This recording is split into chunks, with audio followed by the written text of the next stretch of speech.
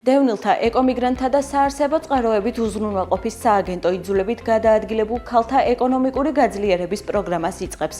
პროგრამის მიზანს დევნილი ქალების თვითდასაქმების მხარდაჭერა და ფინანსური დამოუკიდებლობის უზრუნველყოფა წარმოადგენს, რაც მათი სოციალურ-ეკონომიკური მდგომარეობის გაუმჯობესებას შეუწყობს ხელს. სხვადასხვა პროფესიული საქმიანობის წამოწყებისა თუ გაფართოების მიზნით პროგრამის გამარჯვებულ ბენეფიციარებს სააგენტო ტექნიკას, დანადგარებსა და სახელობო იარაღებს გადასცემს. პროგრამა რეგიონებში მცხოვრები გარდა თვითმმართველი ქალაქებისა იძულებით გადაადგილებული ქალებისთვის ხორციელდება.